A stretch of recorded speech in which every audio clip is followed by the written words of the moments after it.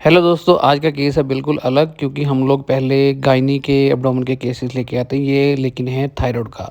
और आज का केस है वो है कोलॉइड नोड्यूल, यानी इसको हम लोग एडेनोमेटस नोड्यूल्स या फिर कोलॉइड नोड्यूलर गोइटर भी कहते हैं।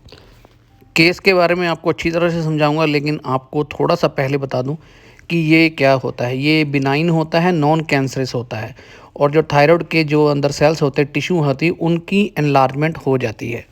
और जैसा कि मैंने कहा कि ये मैलिग्नेंट नहीं होते, यानी कि ये बॉडी में थायराइड ग्लैंड के आगे फैलते नहीं हैं, और कभी कभी इनका साइज़ बहुत छोटा होता है और कभी कभी ये साइज़ में बहुत बड़े भी हो जाते हैं, और एक से ज़्यादा भी हो सकते हैं। आसान भाषा में आपको बताऊं तो अगर हम सब लोगों ने बचपन में दूरदर्शन DD1 पे एक ऐड देखी होगी मूवीज़ में, जब वो फ्राइडे सैटरडे में मूवी आती थी तो उसमें एक ऐड चलती थी कि राजू की माँ को गेंगा हो गया है। तो वो गोइटर ये नोड्यूल होता है, और वो इसी के बारे में बात कर रहे होते हैं। बेसिकली ये आयोडीन की डेफिशिएंसी की वजह से हो जाता है। क्लिनिकल प्रेजेंटेशन में ये कभी कभी विजिबल नहीं होते जब बहुत छोटे होते हैं, लेकिन अगर विजिबल हो, जैसे नेक में स्वेलिंग हो, तो अल्ट्रासाउंड में हम लोग देख सकते हैं। वहाँ पे हमें एक फ्लूइड फिल्ड पैच सा दिखाई देगा, जो अभी आप स्क्रीन पे देख रहे थे। जब साइज़ बहुत छोटा है तब इसके सिम्टम नहीं होते, लेकिन जब ये बड़ा हो जाता है, विजिबल स्किन में हो जाता है, तो बेसिकली पेशेंट को इसकी नर्वसनेस, इरिटेबिलिटी और एंजाइटी होने लगती है कि ये बॉडी पे क्या हो गया है, और उसकी वजह से कभी कभी हार्ट रेट बढ़ जाती है या हेयर लॉस भी होता है, और बॉवल मूवमेंट्स जो और डायरिया वगैरह ये सब चीज़ें हो जाती हैं। डायग्नोसिस में तो क्लिनिकली हम लोग देख सकते हैं अगर स्वेलिंग हुई है, और फिर अल्ट्रासाउंड कर सकते हैं। और अल्ट्रासाउंड में अगर ये ऐसा फ्लूइड फिल्ड बैलून सा दिखाई दे रहा है या एस स्पेस ऑक्यूपाइंग लीजन, तो हम लोग FNAC एडवाइस कर देते हैं। FNAC में ही हमें ये कंफर्म हो जाता है। ट्रीटमेंट की बात करें तो कोई ज़्यादा ट्रीटमेंट की ज़रूरत नहीं होती। वंस द डायग्नोसिस कंफर्म, तो आयोडीन की डेफिशिएंसी जो उसको पूरा करते हैं।